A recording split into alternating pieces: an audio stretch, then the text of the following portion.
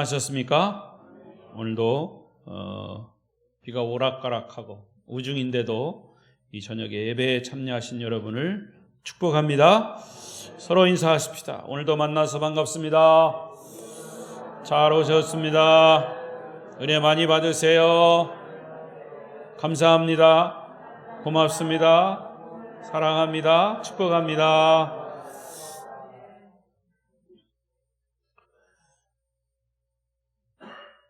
날씨가 이제 좀 더 추워지는데 날씨가 아주 춥고 비 와서 미끄럽고 눈 와서 미끄럽고 아주 그냥 움직이기 싫은 수요일 저녁에 예수님이 오시면 좋겠어요.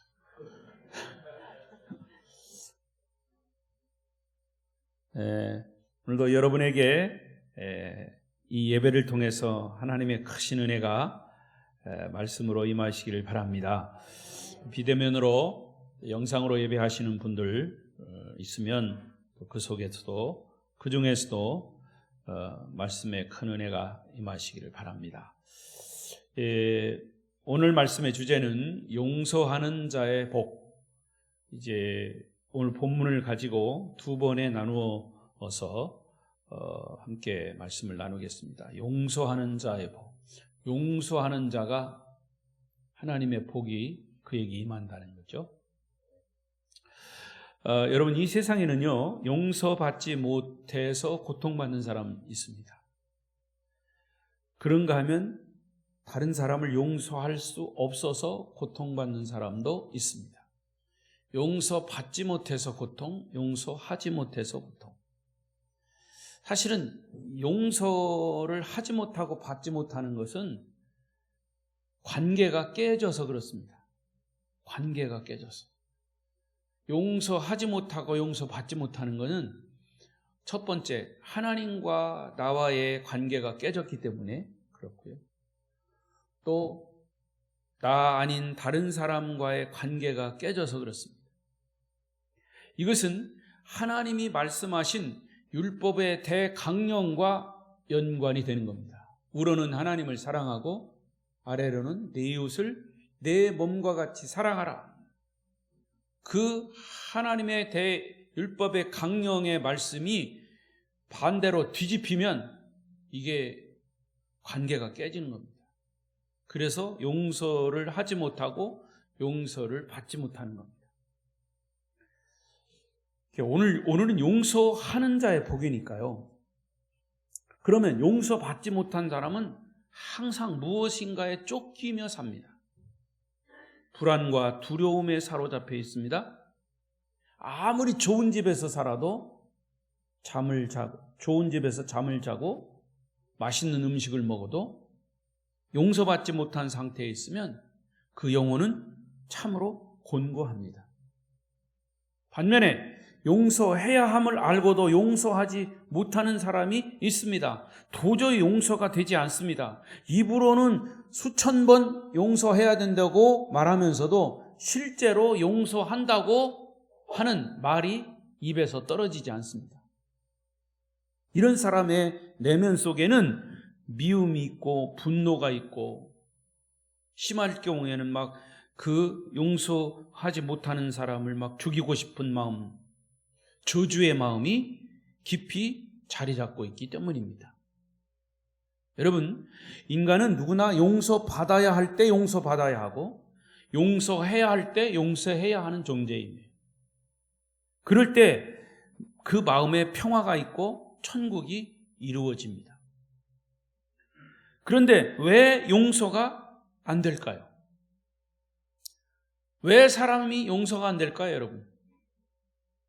그것은 인간이 죄인이기 때문에 그렇습니다. 죄인에게는 용서라고 하는 성품이 없어요. 죄인의 본능은 미움, 저주, 시기, 질투, 갈등, 분노 이런 것만 있어요. 이게 사탄이 가져다 주는 거죠. 그렇지만 용서는 하나님 아버지의 성품, 예수 그리스도의 성품이에요. 진정한 용서는 하나님만 하십니다. 하나님만 하실 수 있습니다. 진정한 용서는 예수님만 하십니다. 그러므로 예수 그리스도를 구세주로 모신 사람, 하나님을 아버지로 모신 사람만이 용서할 수가 있는 거예요. 하나님을 아버지로 모시지 않은 사람에게는 용서란 없어요. 용서는 하나님을 아버지로 모시고 예수 그리스도를 통해서 거듭난 성령의 기름 부음을 받은 자만이, 그런 그리스도인에게서만이 발견할 수 있는 성품이 용서입니다. 독특한 하나님의 성품이에요. 그래서 많은 사람들이 용서받기를 원하고 용서하기를 원하지만 실제로는 용서가 안 되는 거예요. 여러분, 우리가 예수를 믿고 하나님의 자녀가 되었다 하더라도 사실 예수 믿고 하나님의 자녀가 되는 그 과정 속에서 가장 핵심이 뭡니까? 예수님이 나의 죄를 대신해서 십자가를 지셨습니다. 그 내 죄가 용서됐다는 거예요. 부활하심으로 그 죄의 용서가 확증된 거죠. 그런 사람도 사실은 용서가 잘 안 되는 거예요.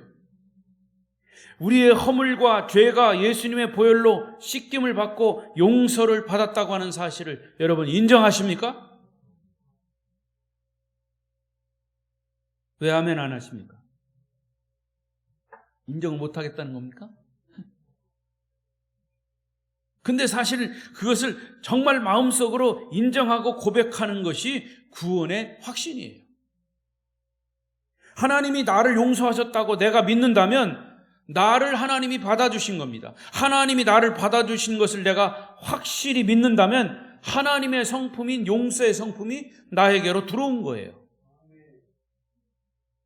그럼 내 속에 용서의 성품이 있으면 그 용서가 고백되어지고 말해야 되고 행동으로 옮겨져야 되죠.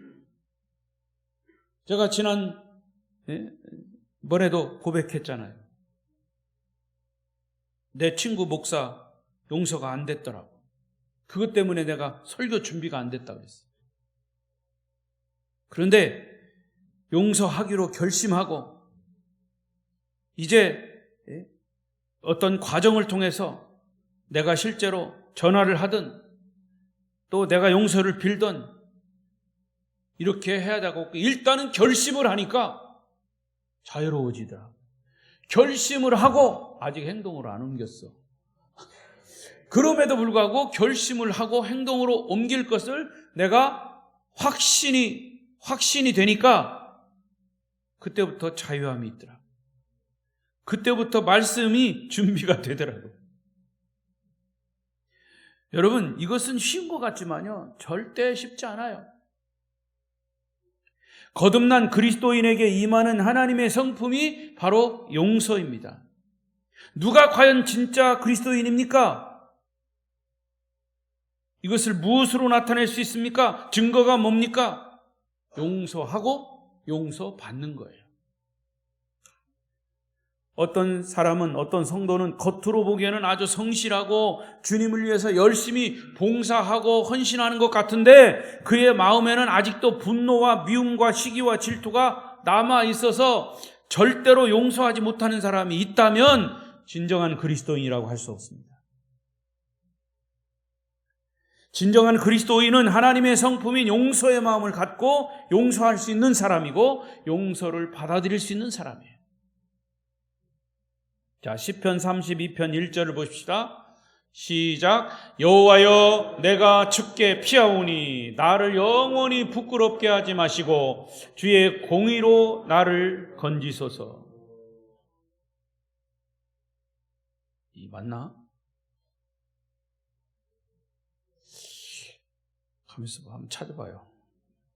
누가 잘못했는지, 내가 잘못했는지. 예, 32편 1편이 그게 아니에요. 여러분 찾으세요. 824쪽. 824쪽. 제가 잘못 적어줬나? 맞죠? 32편 1절. 시작. 허물의 사함을 받고 자신의 죄가 가려진 자는 복이 있도다.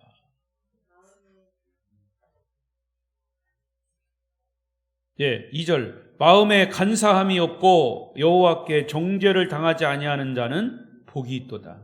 일단은 1절에 허물의 사함을 받고, 이건 죄의 용서함을 받고 그런 말이에요. 또 자신의 죄가 가려진다. 용서받아서 없어진 자는 복이 있다는 말이에요. 할렐루야. 여러분, 허물의 용서함을 받고 죄가 용서되어서 덮여진 사람, 그 사람만큼 행복한 사람이 어디 있습니까? 우리 인간이 괴로워하는 것은 뭐냐? 우리 안에 허물과 죄 때문에 괴로운 거예요. 우리의 가장 깊은 고민과 고독과 아픔은 우리의 내면의 죄가 용서받지 못한 데서 오는 거예요. 남을 용서하지 못하고 용서를 받아들이지 못했기 때문에 그 영혼 깊은 곳에 고독이 있는 거예요. 그래서 죄가 가려움을 받고 허물이 사함을 받는 자는 복이 있다 그랬어요. 또 32편 3절 4절, 이건 맞나요? 33절 4절 시작.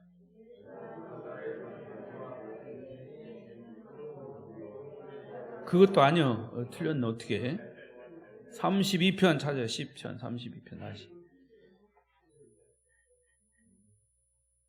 32편 3절 4절 824쪽 찾으셨습니까? 시작. 내가 입을 열지 아니할 때에 종일 신음함으로 내 뼈가 쇠하였도다. 주의 손이 주야로 나를 누르시오니 내 진액이 빠져서 여름 가뭄의 마름같이 되었나이다. 여러분, 이 다윗의 이거 시입니다. 다윗의 고백이에요. 다윗이 죄를 용서받지 못한 그 영혼의 상태가 뭐냐? 뼈가 녹아내리는 것 같이 고통스럽다 그래요. 저는 뼈가 녹아내리는 경우는 없었어요. 얼마나 아픈지 모르겠어요. 근데 상상만 해도요. 근데 이런 건 있더라고요. 여러분, 이 관절이 다 이렇게 닳아가지고 관절과 관절이 뼈가 부딪힐 때 엄청나게 아프다고 그러더라고요. 근데 그 뼈가 녹아내린다고 생각해 보세요. 표현을 그렇게 했어요. 뼈가 녹아내린 것 같이 고통스럽고 몸속의 진액이 여름 가뭄처럼 다 말라버렸다는 얘기죠. 여러분, 우리 몸이 거의 80% 90%가 물이잖아요. 이 물이 다 빠져보세요. 그럼 죽음이에요. 죽음. 내 영혼이 완전히 이렇게 말라버렸다는 거예요. 뭐 때문에? 죄 때문에. 거기에 무슨 기쁨이 있고 감격이 있고 감사가 있고 찬송이 있겠어요? 교회 왔다 갔다 한들 그 눈에 무슨 눈물이 있겠습니까? 주님의 일을 많이 하고 복음을 열심히 전한다 할지라도 그 마음에 용서하고 받지 못하는 그런 냉소적인 비판적인 마음만 가득한 것이다 할지라. 여러분, 성경에는요, 그래서 진짜 하나님의 용서의 마음을 깨달은 사람들로 성경은 가득합니다. 그리고 오늘 저는 두 사람을 예로 들려고 해요. 이들은 그 자신의 삶을 통해서 그 마음을 그대로 실천한 사람들이에요. 첫째는 구약의 요셉입니다. 하나님의 성품을 닮은 요셉, 용서의 사람입니다. 잘 아시는 대로 그는 형들의 질투와 미움을 받고 어린 나이에 애굽의 노예로 팔려갔어요. 형들에게 같은 아버지에게서 태어난 형들에 의해서 이 노예로 팔렸을 때의 그 어린 마음의 엄청난 상처, 이거는 누구와 비교할 수 없는 거예요. 한 아버지에게서 태어난 형들에게 미움을 받고 시기를 받아서 종으로 팔려갔다면 그 형들을 향한 분노가 안 일어나겠습니까? 여러분, 갈등 중에 가장 가슴 아프고 상처가 되는 갈등은 형제 간의 갈등이에요. 한 부모 밑에서 자라는 그런 형제들, 거기에서 갈등이 생기면 더 이상 갈 데가 없는 거예요. 여러분 잘 알듯이 요셉은 그 이후에 그가 팔려가서 상상할 수 없는 고난과 역경을 겪게 됩니다. 그러나 하나님의 성품을 닮았던 요셉은 어디를 가나 하나님을 경외했습니다. 고난 속에서도 하나님을 의지했습니다. 부정적인 상황에서도 항상 하나님 앞에 긍정적인 마음을 가지고 믿음을 가지고 하나님께 의지했습니다. 결국에는 애굽의 총리 대신까지 됐죠. 그래서 성경의 예언대로 온 지면에 심한 기근이 7년 동안 계속되었을 때 요셉을 팔아넘긴 형들이 양식을 구하러 애굽으로 건너와서 요셉을 극적으로 만납니다. 애굽의 국무총리가 과거에 자기들이 종으로 팔아넘긴 동생 요셉이라고 하는 사실을 알게 된 형들이 얼마나 놀랐을까요? 이제 자기들은 죽은 목숨이라고 생각하면서 두려워서 벌벌 떨고 있을 때 놀라운 사건이 벌어집니다. 분노와 복수심에 차 있을 줄 알았던 요셉에게 하나님의 마음, 용서의 성품이 있었던 겁니다. 그래서 요셉은 형들에게 이런 고백을 합니다. 창세기 45장 5절 시작. 당신들이 나를 이곳에 팔았다고 해서 근심하지 마소서, 한탄하지 마소서. 하나님이 생명을 구원하시려고 나를 당신들보다 먼저 보내셨나이다. 할렐루야. 여러분, 저는 이 부분을 읽을 때마다요 소름이 돋아요. 과연 이렇게 말할 수 있는 사람이 얼마나 될까? 자신의 인생을 망친 사람들에게 어떻게 이렇게 말할 수 있을까?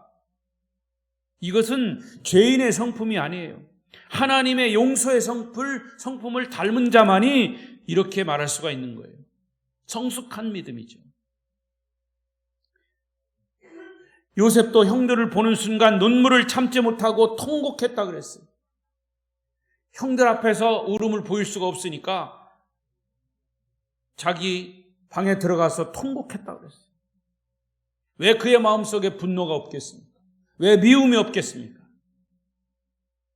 그러나 요셉에게는 분노와 미움보다는 긍휼과 사랑의 마음, 하나님의 성품을 가졌기 때문입니다. 여러분에게 이런 요셉과 같은 용서의 성품이 있기를 바랍니다. 여러분, 세상에서 말하는 용서와 성경에서 말하는 용서는 전혀 다릅니다. 어떤 인간의 덕과 어떤 수양으로 훈련된 용서는 성경이 말하는 용서가 아니에요. 의지적으로 훈련된 초연한 척하고 감정을 노출시키지 않는 것은 진정한 용서가 아니에요. 진정한 용서는 되풀이되지 않아요. 한 번 용서하고 끝났으면, 한 번 죽었으면 그것으로 끝나는 거예요. 무엇으로 끝나요? 한 번 죽었으면 부활로 끝나는 거예요. 예수님의 용서입니다. 한 번 용서한다고 하면서, 했다고 하면서 그 다음 또 그 사람 보면 또 분노가 나고 또 화가 나면 그건 용서가 안 된 거예요. 그게 바로 세상적인 용서예요. 예수 믿기 전에 많은 상처와 분노, 미움의 세월을 보냈지만 예수님을 만나서 제 용서함을 내가 받은 후에 사람이나 환경을 원망하지 않고 도리어 그런 저주, 그런 미움의 사건이 하나님의 섭리요 축복이었다고 말할 수 있는 사람이 진정한 그리스도인이고 성경적인 용서의 사람입니다. 여러분, 다시 한번 우리가 한번 생각해 보십시다.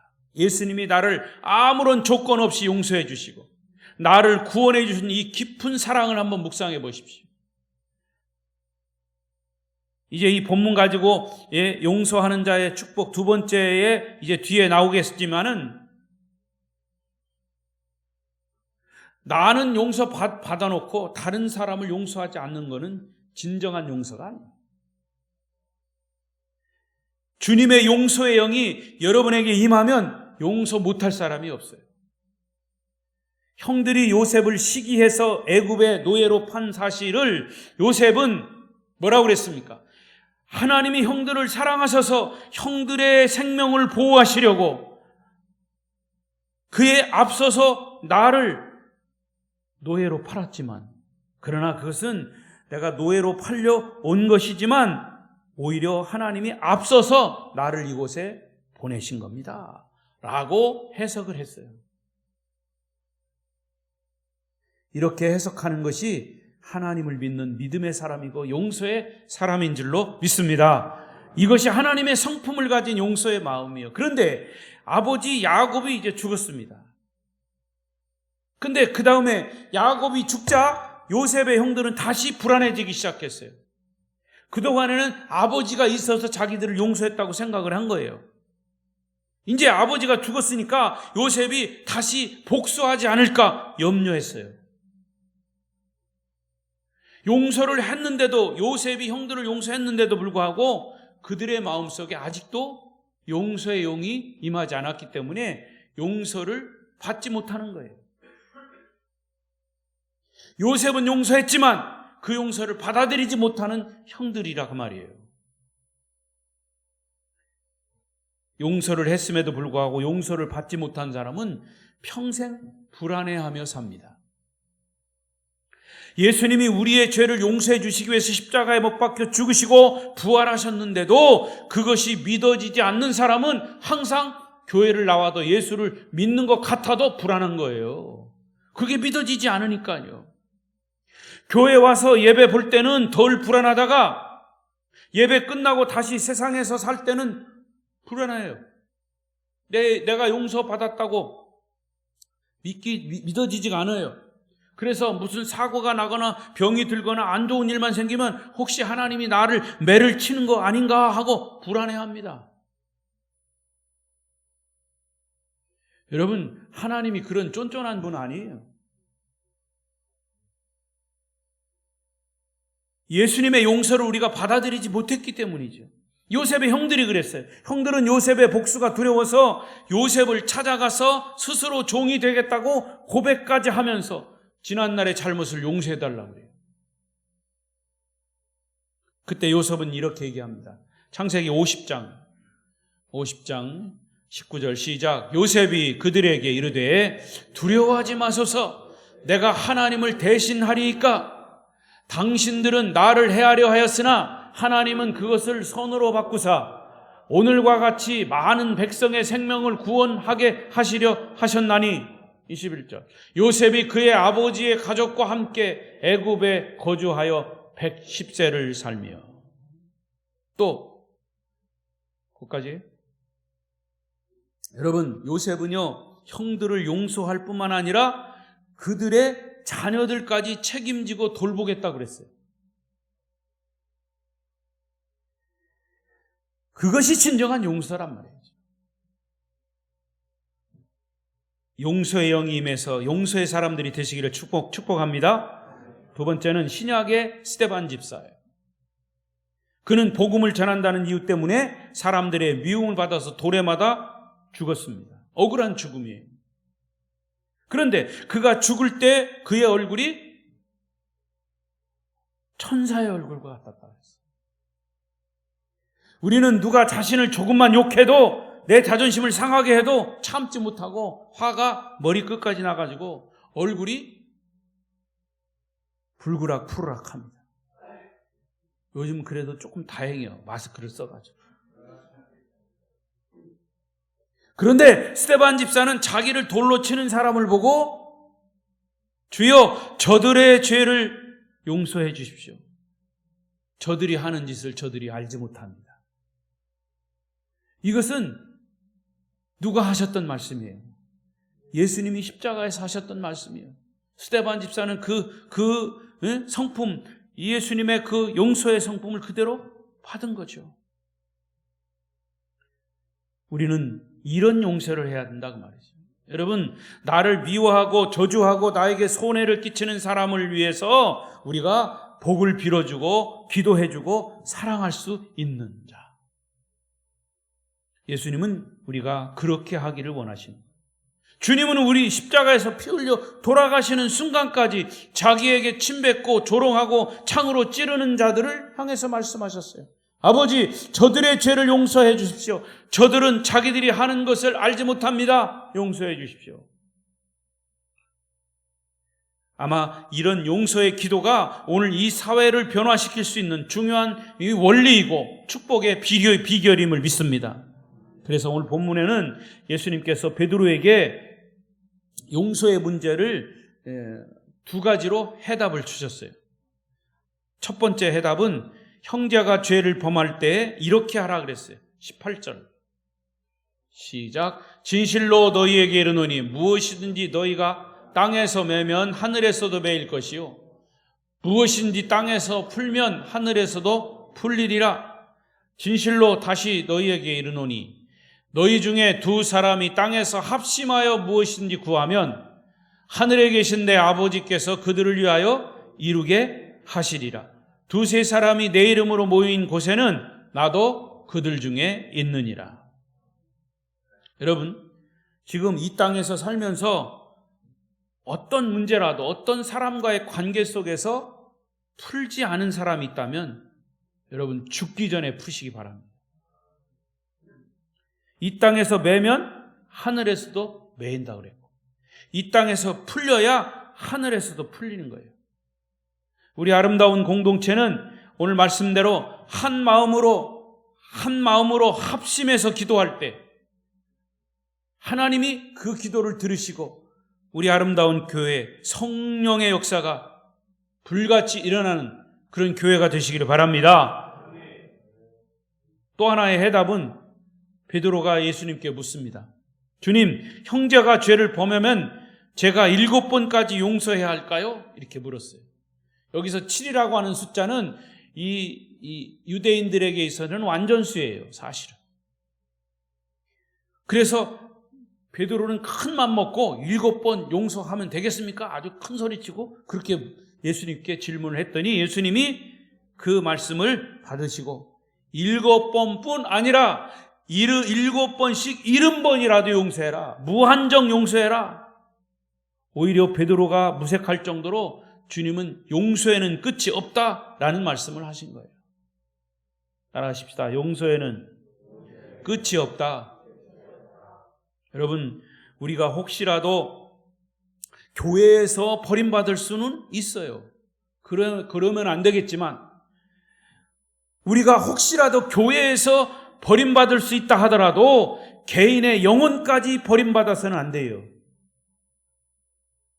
그래서 하나님은 언제라도 회개하고 돌아오기를 끝까지 기다리십니다. 진정한 용서의 마음이 없으면 하나님께로 돌아온 게 아니에요. 진정으로 회개하지 않은 거예요. 집 나간 탕자를 기다리는 아버지, 그 아버지는 이미 탕자가 집을 나설 때 어떻게 보면 아버지 편에서는 그 아들이 배신한 거예요. 그렇잖아요? 아버지가 다 알아서 해줄 텐데 자기 욕심 차리고 이기적으로 내 거 주십시오, 내가 마음대로 하겠습니다 하고 그냥 집 나가버린 거죠. 자기 재산 가지고. 근데 그거 다 털리고 거지꼴이 돼가지고 아버지 집이 생각났던 거죠. 그게 우리 인간의 모습이에요. 그런데 그 아버지는 아들이 집을 나갈 때부터 이미 용서하셨어요. 그리고 그를 기다리신 거예요. 하나님이시죠. 하나님 아버지시죠. 그게 하나님 아버지의 용서의 마음입니다. 이제 말씀을 정리하겠습니다. 성도 여러분, 오늘 여러분과 제가 가져야 할 가장 중요한 깨달음은 뭐냐? 하나님의 성품인 용서의 마음을 품는 것입니다. 여러분이 용서 못한 사람이 주위에는 없기를 바랍니다. 그리고 여러분은 그 누구라도 다 용서하고 용서받기를 바랍니다. 신앙의 직접적인 경험은 용서의 경험입니다. 여러분 마음에 분노하고 미워하고 갈등하고 남을 판단하는 마음이 있는 한 하나님은 여러분 마음속에 들어올 곳이 없는 거예요. 여러분이 용서하는 그 마음에 하나님이 계신 겁니다. 그래서 여러분 간증거리가 나는 정말 용서하지 못할 사람이 있었는데 그 사람을 용서했습니다. 내 마음속에 하나님이 역사하셨습니다. 이런 간증이 있기를 바랍니다. 하나님의 거룩, 그 거룩의 능력, 사랑의 능력이 여러분에게 용서할 때 나타날 것입니다. 용서하고 용서받는 은혜가 성도 여러분에게 임하시기를 축원합니다. 축원합니다. 기도하겠습니다.